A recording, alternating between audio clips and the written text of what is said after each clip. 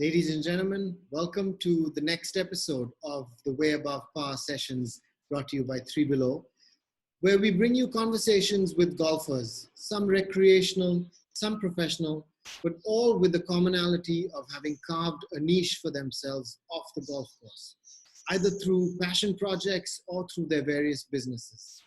Our guest today is Charu Sharma, someone that has grown to become a household name in India and with cricketing fans across the world. He is also an avid golfer. Let's have a chat with him. Hear about his story from boarding school to his humble beginnings to how he grew to become the person and the name that he is today, and also about his love affair with the beautiful game of golf. Charu, welcome to the show. Thank you for taking the time out to have a chat with us today. I want to just get... Pleasure, JJ. Anything and everything to do with golf, I'm your man. Good to know, good to know.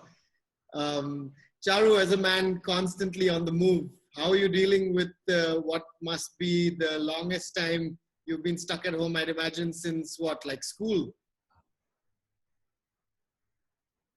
Well, I mean, if I use the word stuck, I think my wife's going to be pretty displeased. But it's been the longest time that I've been home for sure. Yeah, for very, very long. And, you know, in a sense, I suppose it's payback for all 40 years of running around and never being home. But I'm actually coping all right because, you know, there's a little bit of exercise. The only big problem is, you know, when there was a bit of a lockdown, I said, okay, I'll be home, no sweat. As long as I play some golf every day and some tennis. But once the course is shut, it, you know, it began getting to me a bit. And, but I'm, you know, happy to be home. I have a lot of outdoor pursuits, but it's just a payback time, I suppose. And of course, also you have to do what is mandated by the government. So I'm a pretty law-abiding citizen, happy to be home. Charu, most people have seen and heard you on screen, I'd say solely, or at least primarily for your sports commentary. Your past and the many hats you've worn over the years on the journey to get to where you are little known facts. You know, from representing India in the '82 Asian Games, I think it was in diving, to then getting into the tea and tobacco industry. Tell us a little bit more about the Charu Sharma pre sort of the 90s, about who you were before you became this household name in India. Well, I think most of the Charu Sharma is in the 70s, actually, so I can go back there in terms of sport. But just a quick correction, I started my commentary career from the 1982 Asian Games. Somebody got it wrong somewhere, and I actually qualified for the Commonwealth Games of 1978, which was in Edmonton, but I couldn't go. So my international diving career was a little short. Before that, and through the 70s, I was very heavily into diving because, you know, I became a national champ, junior champ when I was just about 11, you know, late 10. So it was something that I started very early. As you know, many divers do start very early. Fu Mingxia from China was the world champ at age 12. So, I mean, it was early. And, you know, it took me as far as it took me, because when you get deeper into any one sport, JJ, as you know, you get less and less time for other sports. I was always multi-sport. I was lucky to be at Mayo College in Ajmer. I'm wearing my batch shirt, Mayo 74 for golf. But, you know, so when you focus on one sport, it takes you away from many others, which is fine. The school was very multi-sport itself, so I had opportunity to basically try and get pretty decent at many sports, and which is what helped me later in my life as well, being very multi-sport. To my mind, you know, you could use cliches like jack of all trades and blah, blah, blah, but I was master of diving, at least to begin with. But, you know, in the 70s, where could sport take you in India? I mean, no sport could earn you a livelihood, not even cricket then, which I played a fair amount of later. So, you know, it took me to college admissions, it took me to jobs and what have you. And then I gave it up at the royal age of 19, because where else do you go with a sport like diving or any sport at that point of time in the late 70s? So I just would like to say that I was sort of very deeply into sport then. And luckily, because of my jobs and because of my job profiles and because of my opportunities, I was very lucky to stay in the world of sport through various clubs and other sports, and of course, through television all my life. So, you know, I mean, I was a sportsman. I like to consider myself a sportsman. I love to play till the day I die. So it's been a very sports-focused life all the way through. Charu, it's primarily cricket that you've been involved with, and getting those big breaks in cricket, especially in our country, irrespective of whether it's as a player or as a commentator like yourself, getting those big breaks are slim pickings, we have to be honest. Even more so for someone like you who wasn't an established cricket player before getting into the commentary box. What was the beginning of that journey for you, and what was the differentiating factor that helped you rise, on a global scale to where you are today? Well, you're being very kind and generous about rise to global scales. But I'd like to only believe that I've been a son of very good fortune. That's all, because I've been at the sort of forefront of all the developments in television and sport. I mean, beginning with the 1982 Asian Games, when sport really became something in Asia, television became something in India. And I was right there and ready for it. And of course, Doordarshan, which was the only channel in the 80s, in their wisdom, was very happy to have me do not only my sport, which is aquatics, diving, swimming, water polo, but also many other sports which I'd played. So if you've played them all before, JJ, as you know, it just becomes so much easier because it's not kind of theoretical knowledge. It's being out there. Of course, it doesn't, you don't maybe get too high in all the sports, but you can only get high in a sport or two if you're lucky. And then, at the end of the Doordarshan days, of course, they, in the early days, there weren't too many people. So they were very happy to use me because of, like I said, in their wisdom, to commentate for many sports, because they realized that I actually played and knew them all and what have you. And then when private television came to India in the early 90s, beginning with Prime Sports, which later went on to become Star Sports, the first out of Hong Kong. And they knew that the Indian market was potentially pretty big. They got a fair number of programs going from India to them to be shown on Prime Sports and later Star Sports, which later became ESPN Star. I was doing a lot of, I'd left my tobacco job, VST job in 1990 and gotten full-time into sports. So in many ways, I was the first sports professional because I was doing nothing else at that point in time. Till then, of course, all through the 80s, I had to support myself through a corporate livelihood. But, once again, first in, yeah. And Prime Sports then, of course, eventually got in touch with some of the producers who I was doing work for in India, which were being shown on Prime Sports, that, listen, Charu, would you like to work with us directly? Because we require an anchor from Asia, a presenter and a commentator, because we only have people from other parts of the world at that point. And I said, of course, how could I say no? So everything kind of just, fell into place very easily, which, I admit, is just a great deal of luck, first mover advantage.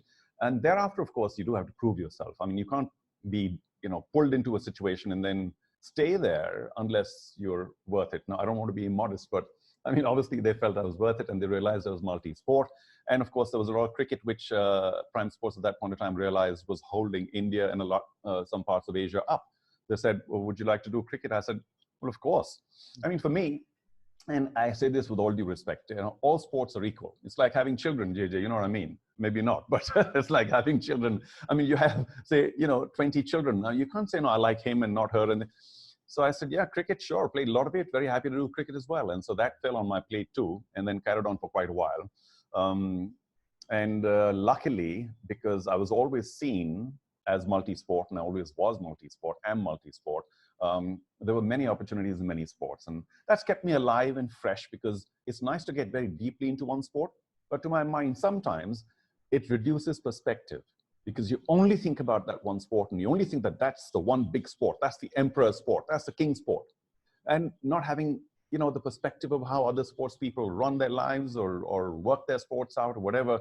But being multi-sport, I think, is something that gives you a wider perspective. And you become less judgmental in any sport, because you know that so many other people are working so hard and doing so many good things in their own sports. So, I mean, luckily, television absorbed me, and I was happy to be absorbed. And so there we go. It's became a source of reasonably good livelihood, I must add.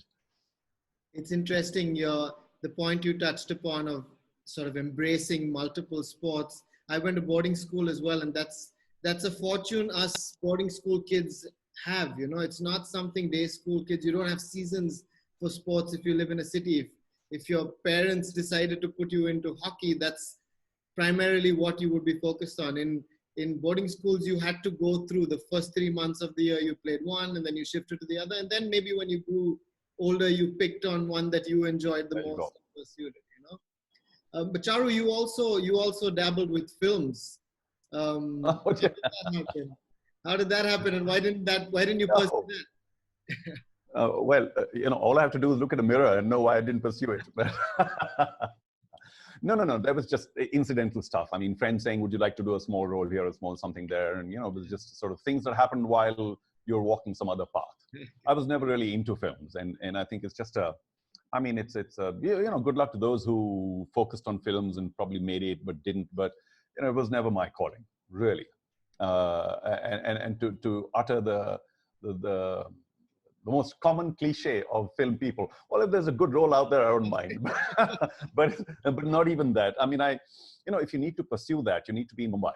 I mean, you can't be anywhere else, except regional films. So it was never really my calling, never. No disrespect once again, but it's a strange kind of world, JJ, where there are lots of kind of very hard do's and don'ts, and there's a lot of funny things going on in the world of films, which don't happen in the world of sport, or should I say the real world. The real world is a little complex, and I don't like complexity in my life. How did golf happen, Charu, in the midst of all these many things that you were up to? Where did the golf sort of plug in? You don't even want to know some of the golf stories that I have, but I'll try and be really brief. For starters, while being at Mayo, in Ajmer, we didn't have a golf course. I don't know whether we have any now, probably not.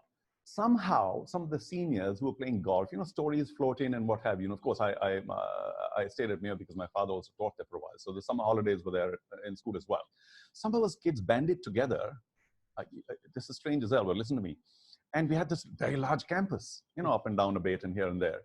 And so we got these tennis balls, which are stripped off the felt because they were just old.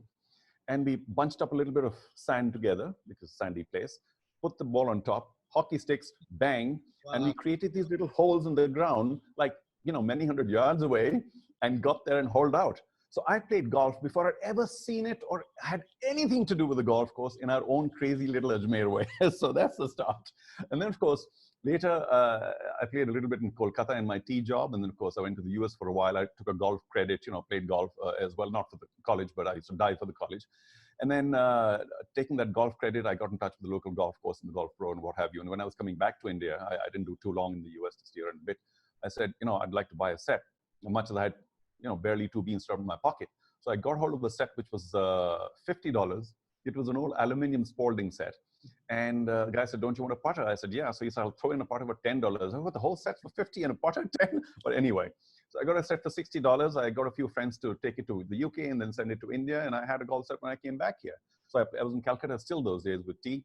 And I started playing golf at the Royal and Tolly and what have you. And my first round at the Royal, I will never forget, because I should have been thrown out and never accepted into a golf course again. Of course, some friends took me there.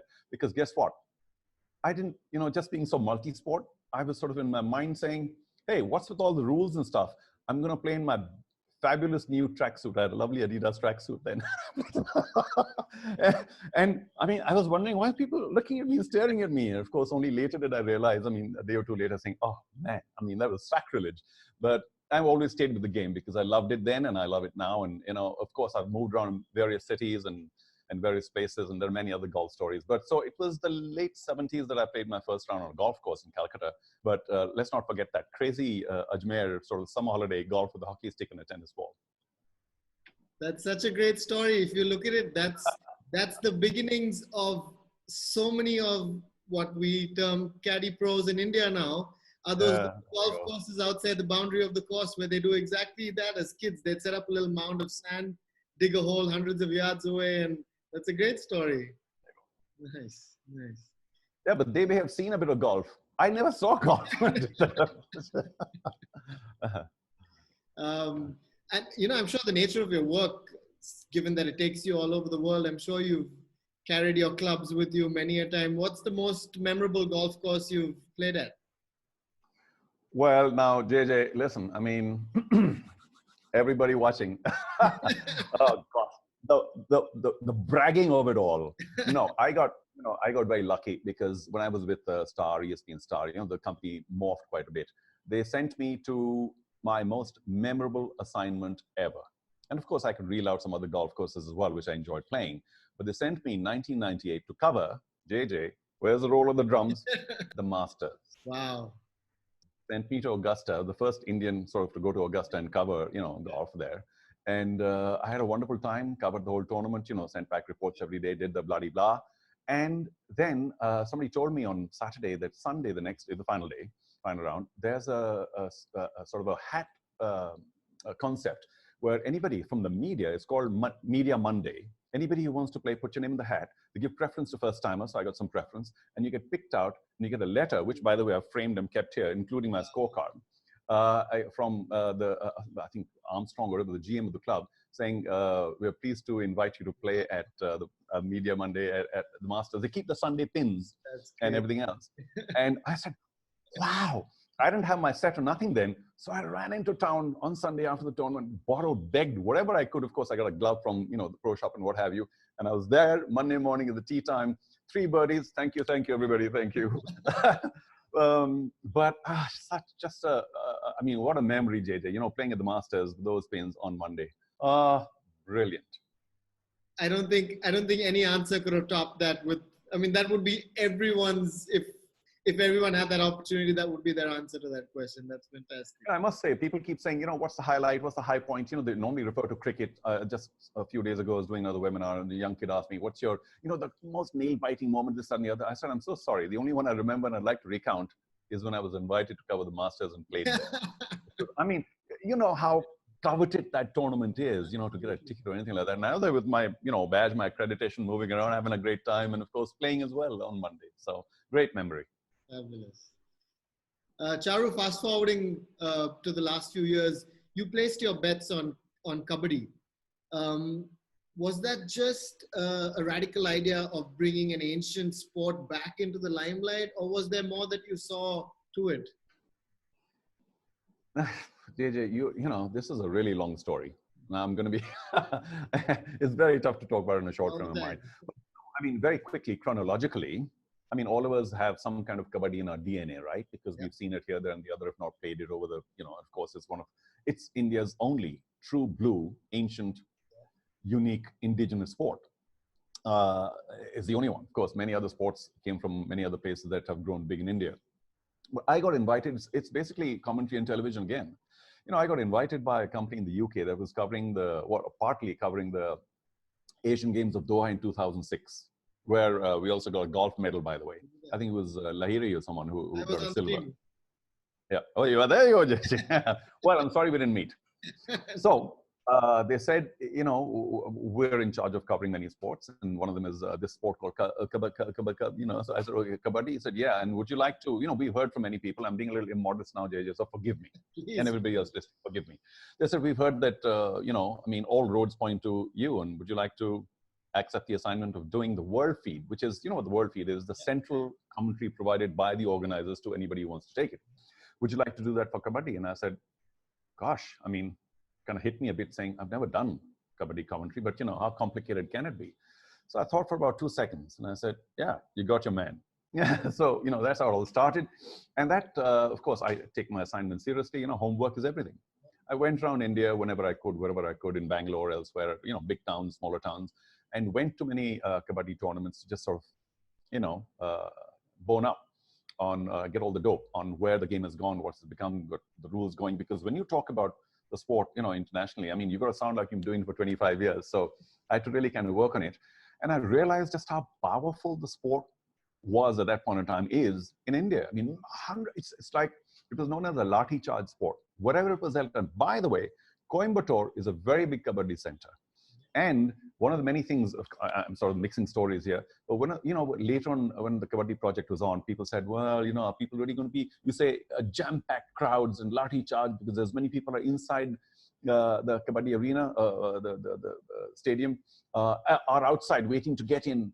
But if you charge tickets, the same people come. And I was really heartened by the fact that in Coimbatore, there was a tournament those days, I think it was 2010, 11, or 12 or whatever, a tournament that actually charged 500 rupees a seat. Really? It was still jam-packed. Wow. Yeah. So I said, if Coimbatore can do it, we can do it too. So just a little side story. And I went to the Asian Games and I covered it and I realized it wasn't just me. The auditorium, the arena was full. You might remember the Doha campus or not. There was a huge indoor facility, which you may or may not have seen.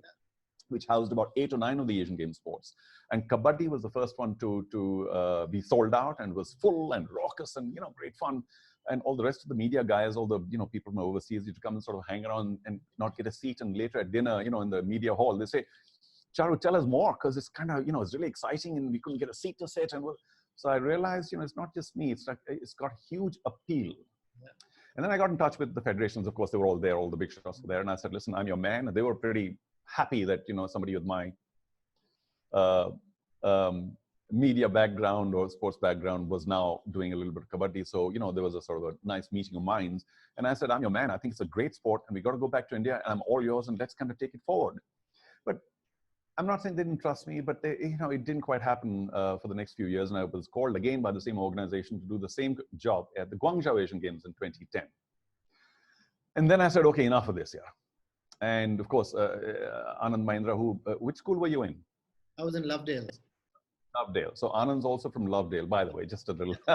So he, being a brother-in-law, we were in touch all the time. And I said, Anand, you've got to take this game up and take it forward because it's ours, it's Indian. You're this big Indian entrepreneur. It's a terrific fit for you as a corporation, blah, blah, blah.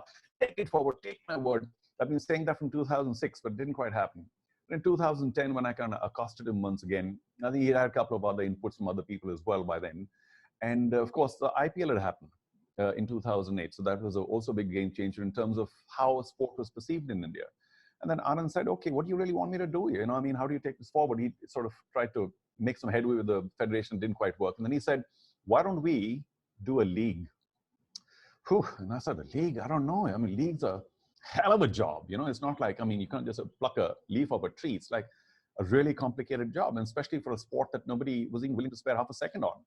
But he said, yeah, I think it'll be a good idea. So do you want to do it or not? Because you obviously think that the sport can go a long way. And I said, okay, let's do it. Yeah. So, it was his idea. And I said, okay, well, if I'm pushing the game and if you think a league should be done, let's do it. And then I kind of, it took me 4 years, by the way, because as you can imagine, and that's the really long part of the story. If there could be any opposition, there was 10 times that, because people after a year or two, when I start, pushing and prodding people on Kabaddi, said, listen, that Charu Sharma, tell him I'm not here, whatever, because he's gone nuts because he's trying to peddle Kabaddi. So yeah, it was, tough, but I suppose starting something very radically different is always tough. And, so I'm not overemphasizing that story. It's just, it was a pretty tough gig and I'm glad we pulled it off because I knew that the first day of the league will change the way forever how we look at the sport here in India and the rest of the world as well. Touch wood, it happened just the way we thought. It did very well. And, we got the support of many other people eventually, and it all happened. But for me, what was the biggest key, and this might sound a little righteous, and I beg your pardon, I'm not holier than thou. I just think that it was our own sport. It is our own sport, our own national sport, as it were. And the level of disrespect was sad. It was kind of depressing. And I said, let's get the sport back, shine it up and put it out there for people to see just how fabulous and robust and physical and terrific this sport is. They like it, they like it. If they don't, they don't, but hopefully they start respecting it. And I think if anything has been achieved, I think the respect is back in Kabaddi, and I've got to feel happy about that. Like you rightly said, I remember the energy in that arena the first day, the Kabaddi League was launched. It was nothing short of an IPL, in my opinion. There was jam-packed. Energies were flowing. Fabulous job, and like all props to you for what you did with that. Another point I wanted to make, you mentioned. I've got to admit that having Star as a partner, which is a very long story because nobody ever wanted to be a television partner as such in terms of the commercials and what have you, was also a big boost because they came in and they were kind of very hesitant, as you can imagine. They were all very confused about what to do, but eventually, when they said, "Okay, we can't escape this now, can we?" They were all in, and when they were all in, it made a very big difference. Another point I wanted to make, you mentioned Coimbatore selling tickets to a packed Kabaddi game. The roots are actually, if I have my facts right, associated with these parts like Tamil Nadu in and around. And Kabaddi comes from Kaipidi, which in Tamil means catch the hand. So that's the roots of the game in India. Well, so, you're not wrong. But Kabaddi is truly a game in India where every one part of India thinks it's either our game or, I mean, the people are a little confused about. So there were many forms of the game, as you may well know. It's well recorded. Yeah. And I've got to thank people like, say, there's E. Prasad Rao, who's known as Kabaddi Rao from Andhra Pradesh, where also the games are very popular. I admit, in Tamil Nadu, there's massive popularity of the game. I think he kind of worked, and so did the Indian Federation for a few decades, till the late 70s, when they got the rules kind of boxed up. Because you can't be playing one sport with different rules all over the place. And once the rules got boxed up, did Kabaddi suddenly transform into a game that could be taken to any part, anywhere, any country, any competition, because now there were proper competition rules. So in that sense, of course, Kabaddi Rao is very respected. And he allowed the game to then prosper. And of course, since it did well enough, because it came into a proper box, so it's no one style or this style or Tamil Nadu style or this name. It came to the Asian Games in 1990, and then, of course, did reasonably well. So, yeah, I mean, you're right. There's a root in Tamil Nadu, but there are roots in other states as well of India, or other parts of India. Charu, I want to draw a parallel between what you've done for Kabaddi and ask you why we haven't been able to achieve the same with golf in India. And I've always been of the opinion that until we can make golf sexy, make it fun for the viewers, have the right amounts of money put into it, maybe even celebrities backing it, it'll never get its due credit. And yes, it's a long game. Time-wise, it can even be compared with, Test cricket. But somehow the Western world has managed to make it sports entertainment. Where are we falling short? And what do you think we need to do differently for golf in India to become, marketable? Listen, JJ, I hope there's no one here is wondering how much I love golf. It's my number one love. Yeah. Okay, I love all sports, but within that, I mean, age appropriate, I play most golf than anything else. Yeah. I love the sport. But to be brutally honest, the sport has a few problems, and those problems are not easy to overcome. Yeah. Because unfortunately, because of the real estate involved, well, primarily the real estate involved, and I suppose to an extent, the equipment and the finances involved, it's become an extremely restricted sport. So in many countries, as you mentioned, in the developed countries particularly, it's become a sport that is on par with many of the other big sports, right? That's because of the availability of golf. Now, golf in India, sadly, is such a restricted mystery sport to the average Indian. I mean, you go outside the door today now and meet 5 people and say, where's the nearest golf course? They say, what are you even talking about? Gold? What? Golf? No, what? So the primary problem, if you take problem number one, is the fact that, we don't have enough golf courses for it to become something that the public has a little better feel and touch of. If it's so restricted, if it's played almost like, only in clubs, almost like the Masonic Lodge, you don't know what's going on in there. Nobody can enter, nobody can, touch, nobody, outside. The guards are saying, no, you can't come in, your members only. How's the average guy going to get any kind of touch and feel? So we've got a huge problem right there in terms of our very, very few number of golf courses. They're all private. They're all members only.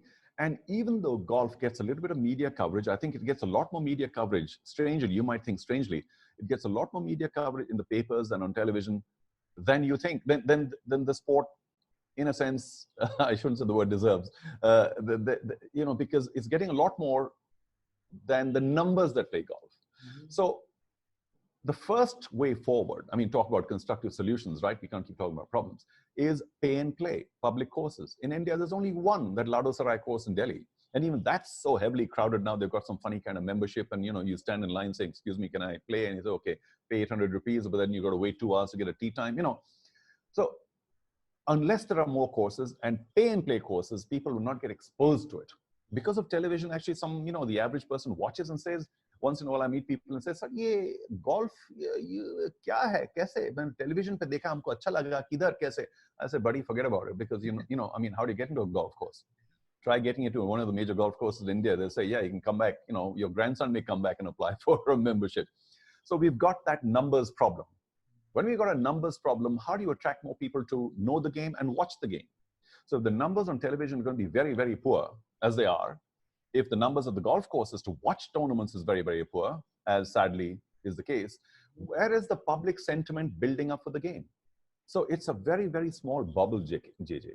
And unfortunately, the first and the best way to bust it is for the government. Who has the real estate? Yeah. I mean, you may have it, but who has the real estate to 120, 30 acres to get a golf course going? It's the government. And the government has to be made to realize by people like you, and I suppose me and many others, that listen, getting golf courses going, obviously only on the outskirts of cities or smaller towns, is not such a bad idea. You might on one hand argue about the environmental thing about, fertilizer and this, that, and the other, but also it's a green haven full of trees and ponds and, whatever else. So there are benefits to having golf courses. And of course, it also prevents that area from being heavily built up, because it has to largely be just a golf course. You can build up around it. I don't think there's been a serious enough effort made by the golfing community in India to pound the government, state and national, saying, for heaven's sake, it's a huge international sport. Indians do well in this sport. The few people who play golf in India, you can count on the fingers, a few thousand people who play. From them, we produce people who can go at the highest level in the sport. So please promote it by allowing people who want to build a golf course easy access to land. You can put in all the checks and balances so that privilege is not misused. But unless that happens, JJ, we are doomed to be a really minor sport in the country, despite having world-class performance. I agree with you. It has to be more accessible. And I know there are a few organizations like, I know of one in Delhi, there's the Ultimate Golf Foundation that's bringing golf to the lesser privileged. They just bring in hordes of kids and they'll have them, give it a shot. And the ones that they see potential in, they'll sort of hone their skills, and little things like that is going to take us in the direction that you've sort of just iterated. Yes. I'm not being negative or pessimistic at all. Yes, there are many such efforts. I mean, Amit is doing a lot with the Golf Foundation in Delhi and many others here. So you can get kids to the sport. There are junior programs in the few courses that we know. But eventually, where do you go? Because club membership is where it's at. You can't be a non-member and play, not easily at all. Mm-hmm. And then what? You get stuck after a while. Yeah. So unless there are more playing opportunities, you can even argue that some people are, they've got ranges going somewhere on the outskirts of cities or whatever, just the ranges like they are in developed countries. Yeah. But so you hone your game at a range, you learn your swing, do whatever else, hit a decent ball, and then you need a course. Yeah. And the course is saying, come back 40 years later. Yeah. So we need more playing arenas, courses, because without that, we will be limited. We're limited. Right. To the number, even on a golf course, how many people can play in a day, for heaven's sake? 200, 250, 300, what? Then? Yeah. So the nature of the game is something, JJ, that we cannot engineer a springboard or a pole vault and move ahead, because unless the number of courses grows in and around places where people can afford to play, one is limited. And I mean, so it's a funny chicken and egg situation. But let's see the brighter side of it. So many people, JJ, in India are doing well because it's a game that actually suits the Indian form and psyche. We don't need to be King Kongs, 6'6" and 250. I mean, what's Shubhankar? What's Anirban? I mean, so they're just regular guys here, and yet they're world-class golfers. So, I mean, the government needs to be shown this, saying that, listen, if we can just get more people in India playing because you're giving more land for more golf courses with checks and balances, we can be world-class performers on a much wider scale. And so that brings me to one last point before you get on to others. Sorry, you talk about sport, what can I say? I've got to... But the government also is realizing gradually, the government is realizing gradually and will continue to realize the importance of sports as an international ambassador. That is something that I'm working as hard as I can to make the government aware of, because it's just not a question of individual achievement or some rewards or whatever. It's a question of being an international ambassador.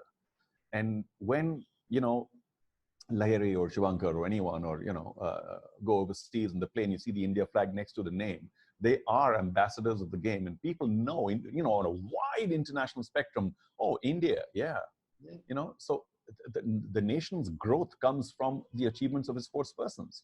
Yeah. And, my favorite example here, I'll give it once again, is there's this lovely country in the West Indies called Jamaica.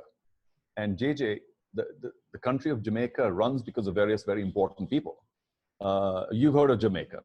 Can you tell me one of the most important people in Jamaica who makes sure the country runs well is the finance minister of Jamaica? And you know who he is, right?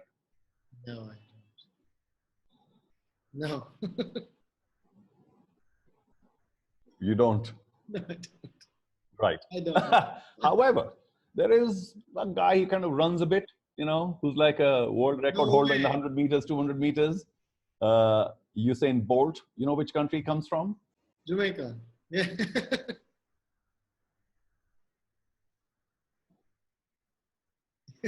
So, ergo, the power of sport. Yeah. People know Jamaica. They say, oh, you're Jamaica. You're from Jamaica. Oh, Usain Bolt. So I'm saying, look at the power of the ambassadorship of a sports person who does well. People tend to warm up to the country that he's from or she's from. And that is what the Indian government also needs to realize. It's not just, okay, children go out there and play and then come back half an hour. I mean, they should realize the power of sport. It can lift you internationally if people start doing well. Just a typical, example that I give out of Bolt. Great point, because our IFS sort of leaders and such, I don't think they're wearing the flag when they're out representing our country, but these guys are out there. I mean, they've got the tricolor painted all over them, actually in its truest sense representing India, and that's a great point you made. And they're visible. They're visible on television, whatever else, if they're doing well, and people are kind of noticing, and they take, and the level of respect that you have for one nation to the other has a lot to do with the achievement of sport of that nation, not just for people who play, for anybody who watches, because sport cuts across all barriers. And therefore, higher achievement in sports is equal to much higher respect for that nation. That's what we need to realize as a nation. Great point, Charu. What do you see for the future of not just golf, but professional sport in general? Do you feel that sports sort of that, involve physical contact, large crowds of spectators and such are going to take a beating now because, COVID-19 is now, but this is going to start becoming more and more of an issue in the years and maybe even decades to follow. Animal-human interaction has increased, and it's going to cause the increase of viruses affecting us. We can't go back to the old norm, Yeah, so people say, JJ, but I really, think that there is no new normal. I think we're talking about a very small span in our lifetimes or in the lifetime of this globe. And this virus is not going to change the globe in any significant way, because in a few months from now, we'll all come back to what we're used to for all these decades. I mean, say the next few months, if there's very little or no sport, and we've got these spectator things, these rules in place, and on airlines and here and the other, a year or two later, it's all going to be back the way it should be. Or was, sorry, I shouldn't say should be, was. You may say, of course, environmentally, these days are a lot better, but, there's livelihood matters and so much more in terms of business and work that's concerned. So the world will desperately pull itself back to what it was prior to this virus, because you get used to a way of functioning. You think of progress all the time. You don't think of backtracking, and this virus is making us backtrack, and that's not natural. Not. I mean, everybody can't retire at one point in time. Everybody wants to sort of make it. We're on the treadmill. So I'm not a doomsdayer here. I think I don't know the time. I'm no doctor either, but I'd say a year and a half, we'll all be back to full stadiums, to roaring crowds everywhere and what have you. And if some people get sick, people are getting sick for the last 1 billion years or whatever, 40,000 years that there's been, human life. So, some people get sick, some people recover, some people move on.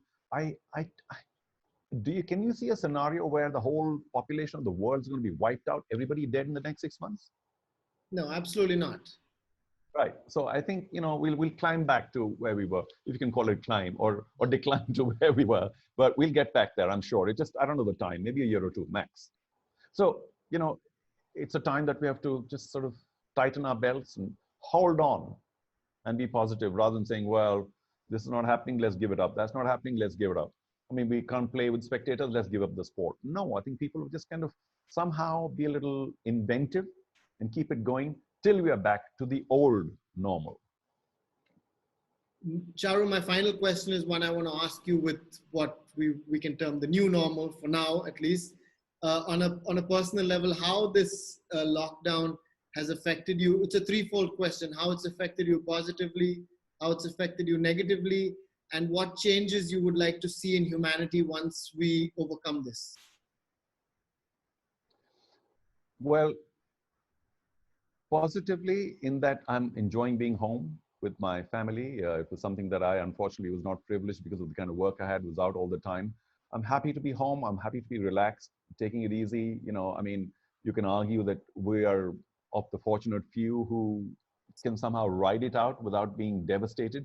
But, you do also feel very guilty. I do, because much as we do our own, whatever we've done, I've done it too, you've done it too. I'm sure we've helped out in various ways. But there's a massive amount of humanity in India which is nearly devastated. So while on the personal front I can ride it out, I think reasonably easily, but on the negative front, my mind keeps going to the devastation that is happening because of the lack of jobs and livelihood and work and food and all those things that keep humanity going. So I don't know what the eventual fallout will be, because everybody is certainly thinking of, and even if they're a little afraid of downsizing right now, they're thinking of letting people go, paying less. It's all kind of, right now steeply downhill. I don't know how long it takes to recover, but I hope it does. So the devastation of a large section of our population is something that grieves me deeply. And how much can you do about it? We've all done bits, but I hope we can get out of this situation sooner than later. Now, personally speaking, I don't mind that I don't pay something for 2 months or 3 months or whatever. I think it'll all open up gradually. So it's a very small price to pay. How I'd like to see things is, especially in our country, is just a lot more civic sense. I mean, I hope that pandemics such as this will instill a little more of civic sense in our country, because we have so many fantastic things going on in India. I'm not talking about the globe, because different countries have, different situations, but just for India, as a proud Indian, I hope that we can just become more civic-minded citizens from the lowest level to the highest, realizing that cleanliness is important. You can't go spitting around everywhere, and all the rest of the crap that goes on in India is just, I mean, it emphasizes the fact that we're a, near lawless third world nation. If the bulk of the population tightens up that aspect and says, no, cleanliness is very important, I think even that will make a big change to our nation. So it might sound like a funny kind of tangential point, but I wonder if, as a result of this current problem, we can all just become more civic-minded and more aware, cooperative of each other's needs. But before I end, I've got to ask you a question before you say thank you, Charu, bye-bye. So what's with the 3BELOW? Now, you told me once, but say it again. The story behind the name. Uh-huh. So the idea was that 3BELOW is a score that any golfer can get to, 3BELOW par, because we have a handicap system. You could be a 36 handicapper. If you shot 33 over the course that day, you're 3BELOW par. So the idea was that it's a great score that's achievable by any golfer, and this is a great product that's affordable to any golfer. That's the story behind it. Okay, so you can edit this one out, but I think you're also a naughty boy, because if par is 72 for the pros, what do you end up with? What number? Romit Bose interviewed me yesterday and he asked me why I didn't put just the number on the shirt. I said it would be too provocative a brand name, so I had to stick to 3BELOW. Yeah, naughty boy. Anyway, here we are. Listen, I got to thank you. Oh, thank you. You're welcome. Ladies and gentlemen, that was Charu Sharma. Like I said earlier, a man that needs no introduction. He's grown to be a household name in India and with cricket lovers across the world. And through his perspective, he has shown us that if you keep your finger on the pulse with the various options life may throw at you, stick it out off the golf course, anyone can eventually be way above par. Thank you, Charu. Welcome. Thank you, JJ. Good luck here. All the best. You too.